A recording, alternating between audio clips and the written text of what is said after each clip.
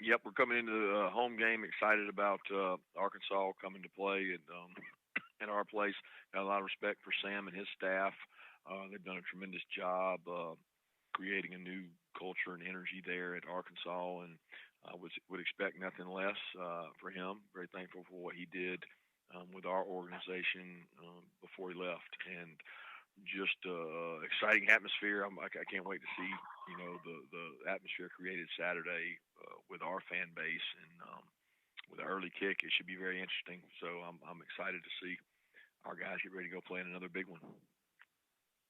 Coach will begin with Mike Griffith of the AJC.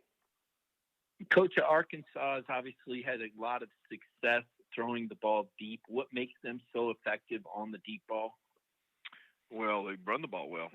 So when you run the ball successfully, you create one-on-one opportunities and shots, and they've done that well. I also think their quarterback does an unbelievable job of throwing the deep ball. It's probably the best throw KJ makes is getting timing on the deep ball, and they've got some really good big wide outs that create matchup issues. Next, we'll go to Bob Holt of the Arkansas Democrat Gazette. Hey, that number 55 on defense for Arkansas, Trey Williams, he had a big game last week, and Sam said he had good games against Georgia. That's one of the reasons they won. I just want to know what you're seeing from Trey Williams. What do you think makes him so good? Twitchy, plays hard, tough. He rushes so hard, and tremendous motor, effort, toughness. Plays the run and pass well, and it's hard to block. I mean, that's the number one quality of a good defensive player is being hard to block. It seems like they got a lot of them. Thanks. Next, we'll go to Anthony Dasher of Rivals.com. Hey, good morning, Coach. Haven't asked about Coach Cochran lately. How is he doing? And any update on when he might be back? He's actually in town right now as we speak. He's home for a little bit and then visiting with his family, and he's with us temporarily and just seeing some friends and seeing some folks, and then he'll hopefully join us in the next couple of weeks. Would he reassume his on-field role? Is that yet to be defined? We haven't defined all that. Right now we're worried about his family, his safety, and that's not really of concern right now. Thank you. Next, we'll go to Tom Murphy of the Arkansas Democrat Gazette.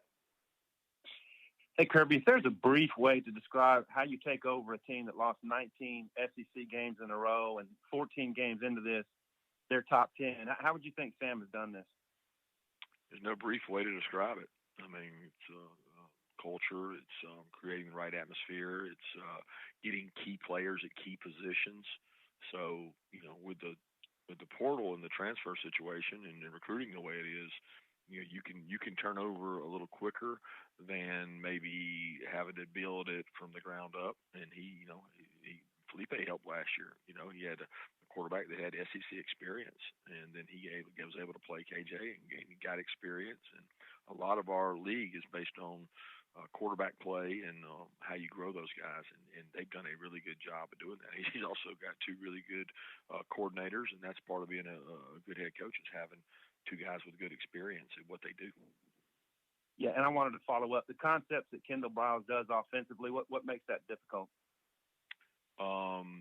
Everything. I mean, you have to defend the entire field, right? I mean, he does a good job, and he's not limited to what he does. I mean, he does what the players do well, and you got a quarterback like KJ, it creates issues and problems for defenses, and then you got good matchup guys. You got speed at back. You got a really good team. Next, we'll go to Lane Higgins of the Wall Street Journal. Hey there, Coach.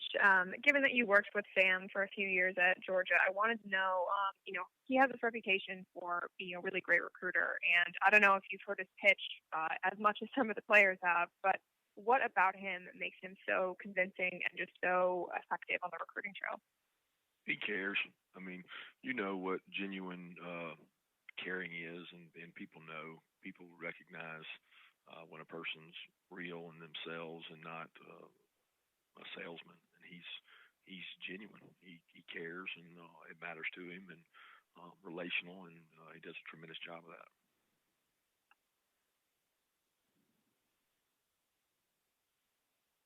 Next, we'll go to Adam Spencer of Saturday Down South. Hey, Kirby. Brock Bowers has been one of the breakout stars of the offense this year. I was just wondering, what you saw from him when you were recruiting him, and when you and your staff thought, maybe this guy can help us this year right out of the gate. As we recruited him, we saw tremendous tape. He was a really good football player. Played tailback, played receiver, played tight end. Just got the ball to him. He was fast. He was physical, tough. And then meeting him and talking to him a lot over the phone, and also when he came to see us, he's just a tremendous person, and he was working out all the time, and just knew he had a chance to be a special player because he had a lot of the intangible characteristics you want. And then when he got here in the spring, he showed those same qualities. Thank you. Next, we'll go to Nate Allen. Yeah, Coach, just as far as graduating as many people as you did off your defense last year, just how do you explain how well defensively you're playing this year? Well, I don't know that we're playing to our full potential, and we're going to face better offenses than we faced. So we're not really buying into all that hype. We've got to play. We got to play better, and we're going to play better people than we played.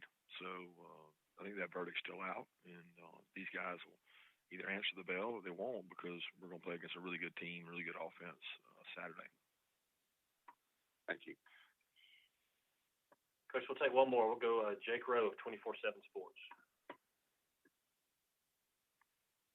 Hey, can you hear me? Yep. Okay. Kirby, JT, we haven't asked about him. I guess that the whole oblique thing and everything that he's dealing with this year, it seems like something he may battle, all year long to some extent. How has that been for him this week, and how good a week of practice has he been able to get in?